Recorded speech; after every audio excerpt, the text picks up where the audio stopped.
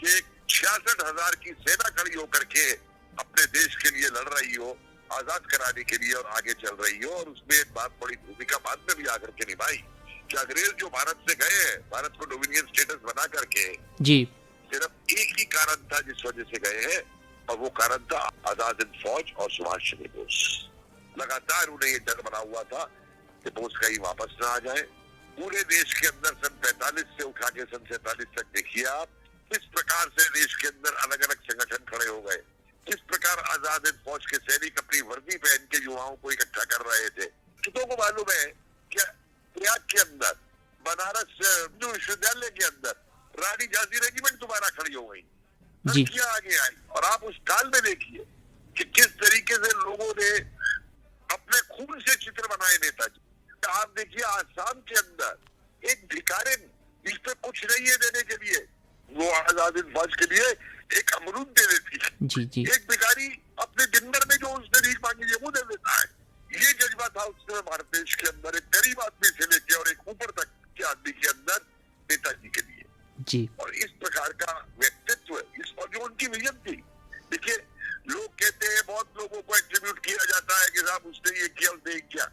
भारत के पहले planning commission की कमेटी जो है नेताजी सुभाष चंद्र बोस ने बनाई थी 1938 के अंदर, जिसका चेयरमैन नेहरू को बनाया गया कि भारत जब आजाद होगा तो किस प्रकार का औद्योगिकरण भारत के अंदर होगा, वैज्ञानिकों की क्या भूमिका होगी, इसकी नींव नेताजी ने रखी थी 1938 के अंदर। और यही नहीं, ये कहा था कि जो आजाद हिंद फौज है ये भारत की फौज बनेगी। तो सर, अब जो एक नई परंपरा शुरू हुई है उन्हें याद करने की और उनके दिन को पराक्रम दिवस के तौर पे मनाया जाता है, उसे भी आप किस तरह देखना चाहेंगे? देखिए, उनसे पराक्रमी मुझे कोई बता दीजिए जी।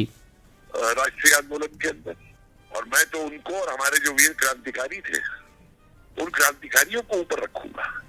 अंग्रेज कभी भी धरने भूख हड़ताल से नहीं घबराया। जी।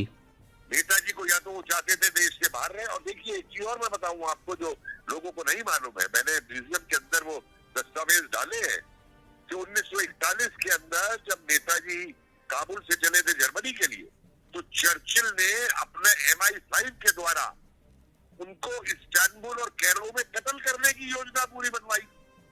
तमाम अंग्रेजों के एजेंट जो है सुदूर के राज्यों में घूम रहे थे, खासतौर से यहाँ से बंगाल से भी बहुत सारे वो ले जाए गए CID के लोग जो नेताजी में नजर रखते थे, और उनको आदेश ये थे कि अगर सुभाष बोस कहीं भी दिखाई दे जाए तो उसे गोली मार दो। जी। तब की बात है जबकि वो हवाई दुर्घटना की खबर आ चुकी है, उसके बाद की बात है। जी सर। अंग्रेज घबराते थे, अभी भी डरी हुई है, मैं बताऊंगा आपको। इतना पराक्रमी व्यक्ति। जी जी सर। जी। राष्ट्रीय अभिलेखागार में एक फाइल है नेताजी को लेकर के, उनके सैगॉन में आखिरी दिनों को लेकर के, जो हमें मालूम है। उस फाइल को 100 वर्षों तक फ्रांस के आर्काइव ने बंद कर दिया, और आज भी नेताजी से संबंधित कई फाइलें जो है वो अंग्रेजों ने जो है इतिहासकारों के सामने नहीं बाहर आने दी, जिनके ऊपर रिसर्च की जा सके। और अंग्रेज, अमेरिका, फ्रांस, इनके जो खुफिया विभाग थे, मिलिट्री इंटेलिजेंस के विभाग थे, इन्होंने कभी ये नहीं माना कि प्लेन क्रैश के अंदर उनकी मृत्यु हो चुकी। तो सर, सुभाष चंद्र बोस की जयंती को, दिन को जो पराक्रम दिवस मनाया जाता है, इस पर आप आम लोगों से क्या कहना चाहेंगे?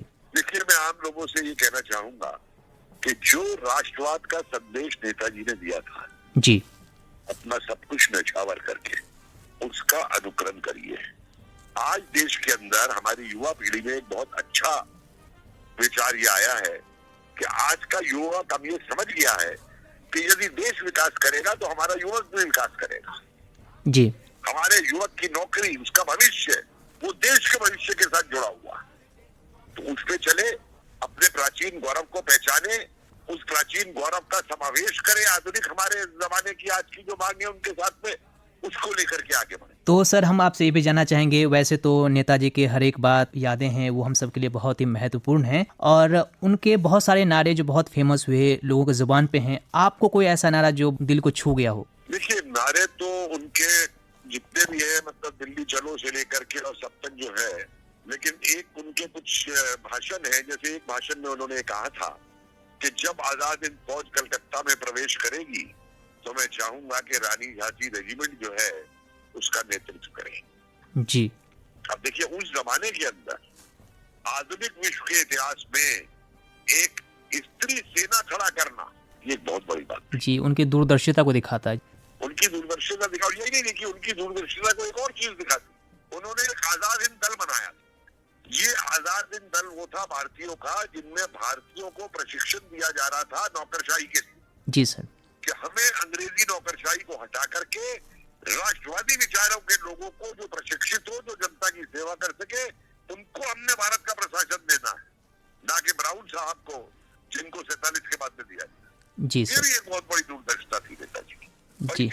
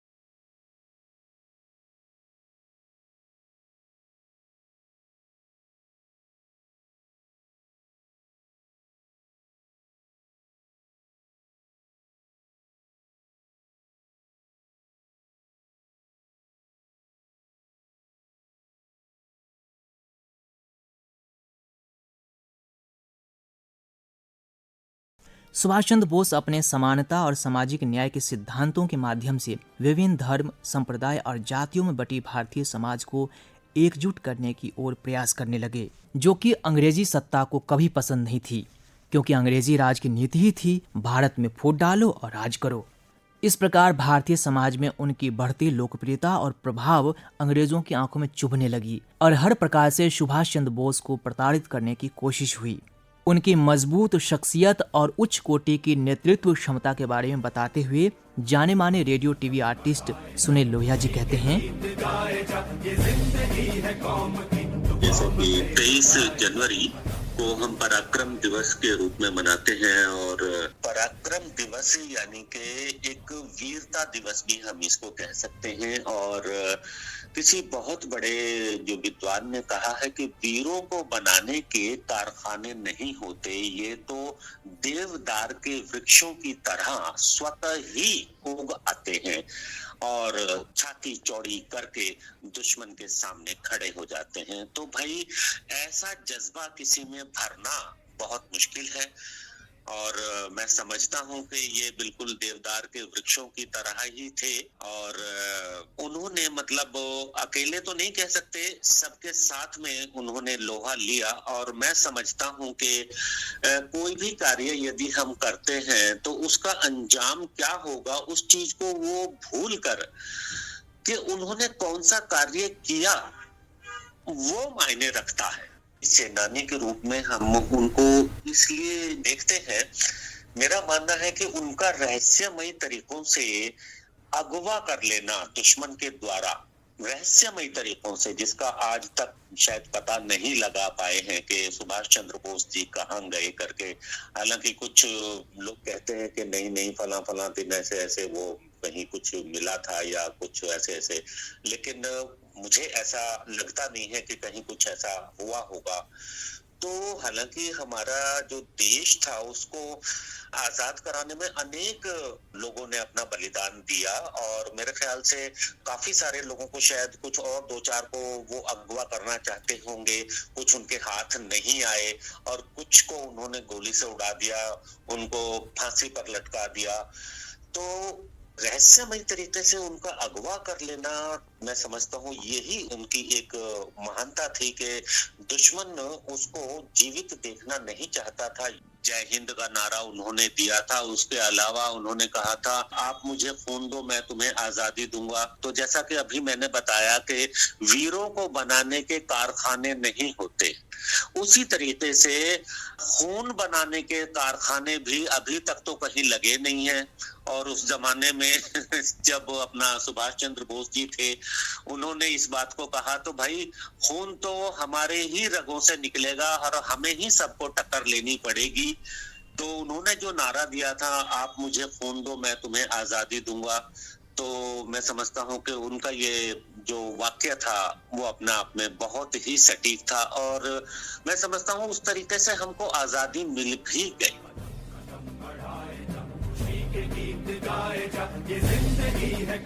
जी हाँ दोस्तों, तुम मुझे खून दो मैं तुम्हें आज़ादी दूंगा। नेताजी सुभाष चंद्र बोस की यह अपील वास्तव में एक संकेत है कि स्वतंत्रता पाने के लिए देश के हर नागरिक को अपना सर्वस्व बलिदान करने को तैयार रहना चाहिए, क्योंकि आज़ादी मुफ्त में नहीं मिलती बल्कि आज़ादी के लिए संघर्ष करना पड़ता है। इसी संघर्ष के क्रम में द्वितीय विश्व युद्ध के समय नेताजी ने आज़ाद हिंद फौज यानी इंडियन नेशनल आर्मी आईएनए का गठन किया और इसे भारत की स्वतंत्रता के लिए एक प्रभावी साधन बनाया। और विशेष बात यह है कि आजाद हिंद फौज में गाए जाने वाला कौमी तराना हर भारतीय के लिए एक मंत्र बन गया।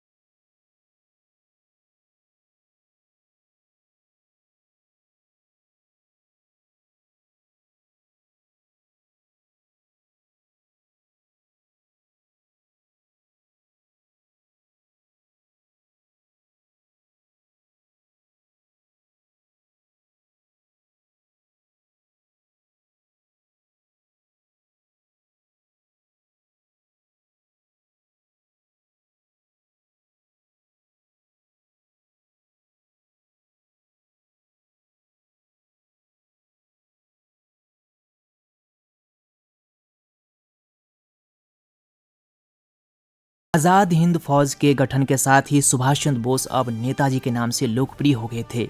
21 अक्टूबर सन 1943 को उन्होंने सिंगापुर में स्वतंत्र भारत आज़ाद हिंद की अनंतिम सरकार के गठन की घोषणा की।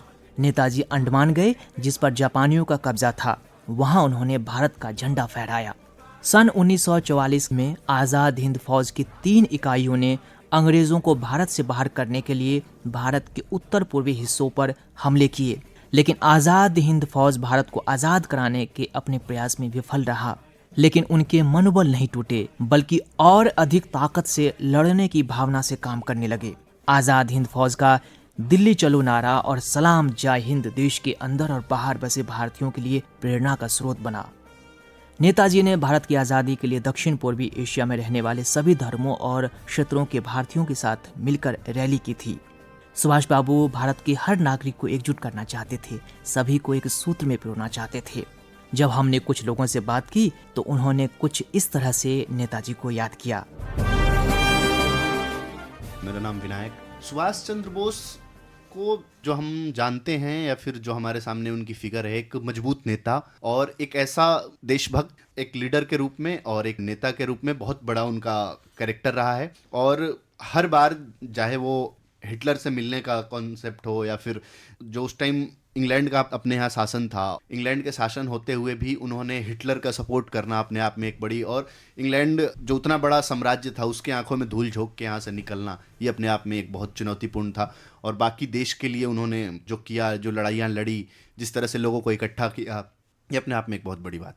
इस दिन मैं लोगों को बस ये कहना चाहूँगा कि अगर आप सच में पराक्रम दिवस मना रहे हैं तो आप पहले तो उस महान शख्सियत के बारे में पढ़िए, उसके बारे में जानिए, उसकी रचनाएं पढ़िए, उसने क्या लिखा, क्या भाषण दिया, आप खोजिए। आज हमारे पास मोबाइल फ़ोन है, एक क्लिक पे सब कुछ उपलब्ध है, तो हमें उनसे प्रेरणा लेनी चाहिए उनकी ज़िंदगी से। और उन्होंने जो काम किया है, जो ऐसा कहते हैं ना कि इतिहास से हमें सीखनी चाहिए, तो हमें बिल्कुल सीखनी चाहिए उनसे भी कि कुछ चीज़ें जो हमारी ज़िंदगी को बेहतर बना सकती है तो उसे अपनाना चाहिए हमें। सुभाष चंद्र बोस का मुझे ये नारा सबसे ज़्यादा अच्छा लगता है कि आज़ादी दी नहीं जाती, ली जाती। मेरा नाम विकास कुमार सिंह हुआ। उनके कारण ही आज हमारा देश इस मुकाम तक पहुंचा है। उनकी बहुत सहयोग रहा है देश में और आज़ादी में भी काफ़ी सहयोग रहा है। हम उनको बहुत महान समझते हैं और उनके कारण ही आज हम लोग इतना आज़ादी से घूम रहे हैं, खा रहे हैं, रह रहे हैं। उन बड़े महान व्यक्तियों के कारण ही हम लोगों से कहना यही चाहेंगे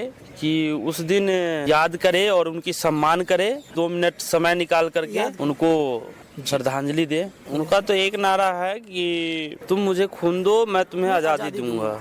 मेरा नाम आमिर खान है और मैं अभी भारतीय जनसंचार संस्थान के एडपीआर कोर्स में अध्ययनरत हूँ। जैसे कि हमने अपने इतिहास में पढ़ा है कि एक उदारवादी नेता और क्रांतिकारी, एक 2 चरण चले थे, जहाँ पर हमको कि हर आदमी का पर्सपेक्टिव होता है कि उनको उदारवादी नेता पसंद होते हैं कि या कि क्रांतिकारी। जहाँ पर मेरा मानना है हमको क्रांतिकारी नेताओं के बारे में पढ़ना ज़्यादा अच्छा लगता है, इसलिए हमने सुभाष चंद्र बोस जी के बारे में अच्छे से पढ़ा है। उनकी आईएनए, उनकी जो अप्रोच था, उनके विचार थे, उसको अच्छे से पढ़ा। और उनको जो आइडियोलॉजी थी, उनके जो काम करने का तरीका था, चाहे वो 1926 से लेकर 39 तक, जहाँ तक मैं समझता हूँ, उस अप्रोच को बहुत अच्छे से जाना समझा।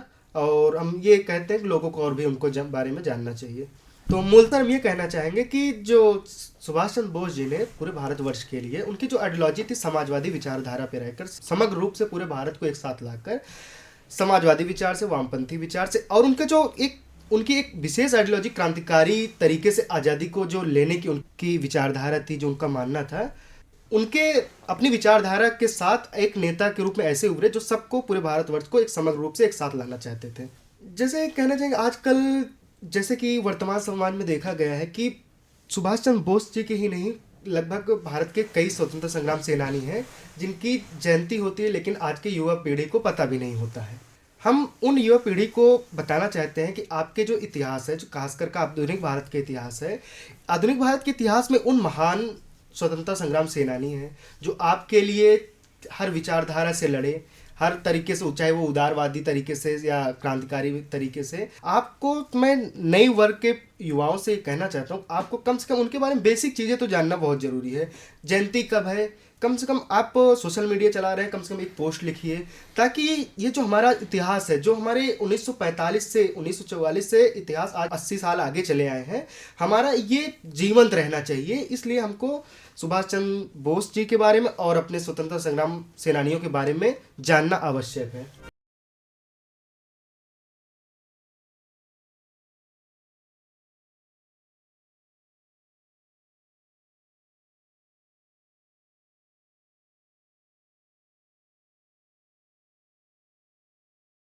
का गठन किया और अंग्रेजों के नाक में दम कर दिया।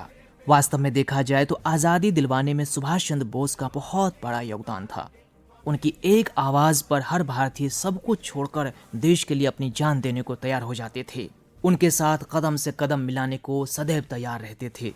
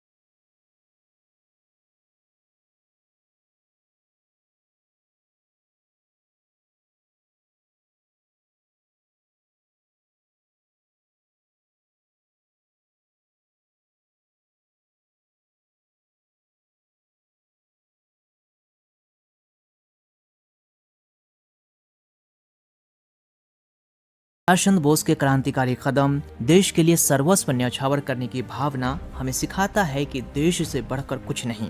आज हम मना रहे हैं नेताजी सुभाष चंद्र बोस की जयंती और इस दिन को हम सभी जानते ही हैं कि पराक्रम दिवस के रूप में मनाया जाता है, जो वास्तव में परमवीर, पराक्रमी और महान स्वतंत्रता सेनानी सुभाष चंद्र बोस को समर्पित है। भारतीय इतिहास में इनका नाम इस तरह दर्ज है कि आप इनको पढ़े बिना नहीं रह सकते और जब भी क्रांतिकारियों की सूची बनती है तो इनके नाम बिना वो सूची अधूरी रह जाती है। सुनिए किस तरह से ये विद्यार्थी याद कर रहे हैं नेताजी को। मेरा नाम श्वेता है और मैं Indian institute of mass communication की स्टूडेंट हूँ, रेडियो टीवी जर्नलिज्म की। वो एक महान स्वतंत्रता सेनानी के रूप में थे और अभी भी हमारे दिल में है और उनकी जो भी उस टाइम की गाइडेंस थी वो अभी भी हम लोग फॉलो करते हैं। और अगर उस समय लोग इनकी बातों को ज़्यादा मानते या एकजुट होकर के भारत रहता तो शायद स्वतंत्रता थोड़ी पहले मिल जाती हमें। मैं लोगों से कहना चाहूँगी कि वो इस दिवस पे या तो फिर ऐसे भी हर दिन के मायने में अपने थॉट्स को थोड़ा ब्रॉड करे या फिर विचार को थोड़ा ये जो जाति धर्म है इन सब से हट करके सोचे और इन सब से बियॉन्ड जा करके एकजुट होकर के और उनका जो एक थॉट प्रोसेस था कि पूरा भारत एक साथ रहेगा, वो उनके एक सपने को हम साकार कर सकते हैं। उनका एक नारा है, संघर्ष ने मुझे मनुष्य बनाया, मुझे आत्मविश्वास उत्पन्न हुआ जो पहले मुझ में नहीं था, जो कि मुझे लगता है कि मेरे ज़िंदगी में और सभी की ज़िंदगी में कहीं ना कहीं रेलेवेंट है। तो ये मुझे सबसे ज़्यादा अच्छा लगता है। नमस्कार, मेरा नाम यश चतुर्वेदी है और मैं बनारस से हूँ।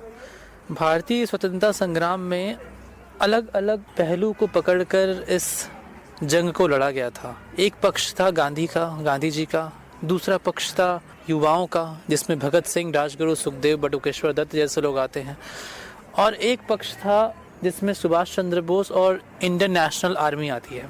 इंडियन नेशनल आर्मी के कमांडर के रूप में सुभाष चंद्र बोस जी ने जो कार्य किया था वो मुझे लगता है कि भारत को स्वतंत्रता 1947 में नहीं बल्कि 1943 में ही मिल चुकी थी, जब उन्होंने अंडमान निकोबार पे झंडा फहराया था भारत का और वहीं से डिक्लेयर किया था कि हमारा देश आज से एक स्वतंत्र सरकार के साथ काम करेगा, जिसके राष्ट्राध्यक्ष उन्होंने और उनकी सेना ने खुद को घोषित किया था कि हम स्वतंत्र भारत की सेना है, स्वतंत्र भारत की सरकार हैं। तो सुभाष चंद्र बोस के इस योगदान को मुझे नहीं लगता है आज के समय में कोई भी झुठला पाएगा, क्योंकि जो योगदान है वो ऐसा नहीं है कि एक वर्ग या एक किसी संस्था के रिलेटेड था। वो पूरी तरीके से देश के प्रति समर्पित थे, वो पूरी तरीके से देश के लिए काम कर रहे थे। आज भी उनके योगदान को हर युवा, हर तबका याद रखता है। 23 जनवरी को मनाया जाता है पराक्रम दिवस के रूप में जिसमें कि सुभाष चंद्र बोस जी का जन्मदिन मनाया जाता है। लेकिन जन्मदिन से ज़्यादा उनके योगदान को ध्यान रखना बहुत महत्वपूर्ण है हमारे लिए कि उन्होंने देश के लिए क्या किया था, उन्होंने देश के लिए देश के बाहर क्या किया था। एक किस्सा याद आता है मुझे, मैंने किताबों में पढ़ रखा है कि जब सुभाष चंद्र बोस जी गए थे जर्मनी में तो उनकी मुलाकात हुई थी हिटलर से। वहाँ भी उनकी मुलाकात का जो पर्पस था वो यही था कि किस तरीके से वो आर्मी को, किस तरीके से वो युवाओं को एकत्रित करके भारत में ब्रिटिश के अगेंस्ट आंदोलन कर सकते थे। उसके बाद वो जापान गए जहाँ पे उनकी मुलाकात होती है गदर पार्टी के कुछ एक्टिविस्ट से और इंटरनेशनल आर्मी जो उस समय बन चुकी थी उनके कुछ एक्टिविस्ट थे। लेकिन उस समय उनका जो कार्य था वो फील्ड में नहीं था, उनका कार्य उस समय कम्युनिकेशन में था, लोगों को अवेयर करने में था। फिर उसके बाद वो इधर थाईलैंड के रास्ते हुए सिंगापुर आते हैं जहां उनको इंडियन नेशनल आर्मी की कमान दी जाती है। फिर वहां से एक नया अध्याय शुरू हो जाता है, जो कह सकते हैं कि हमारे देश का एक नया अध्याय शुरू हो जाता है। क्योंकि जो कहते हैं ना कि अंतिम हथौड़ी जो आज़ादी के इस आंदोलन में मारी थी वो सुभाष चंद्र बोस जी के इंडियन नेशनल आर्मी ने मारी थी।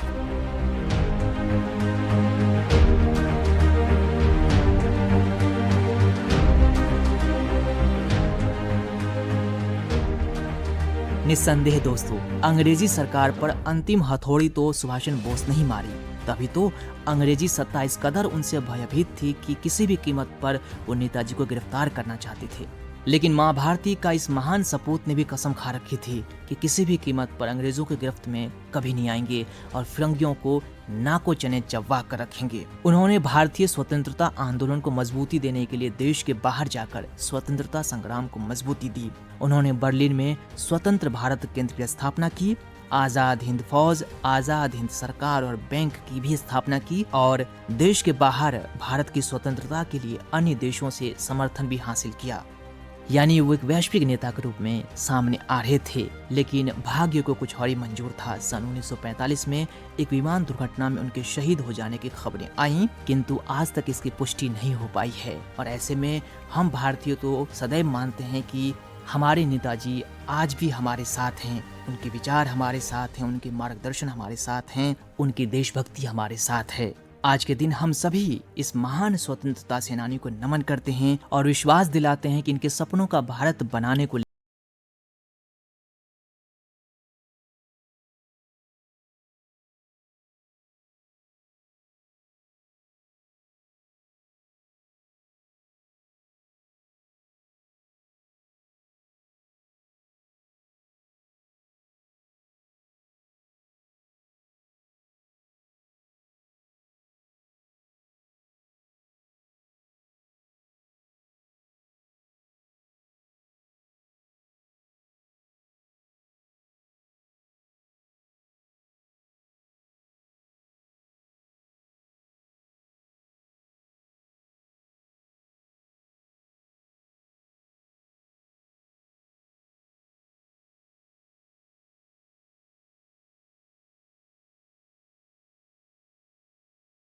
दोस्तों, नेताजी को सलाम करते हुए अब इस कार्यक्रम को यहीं देते हैं विराम।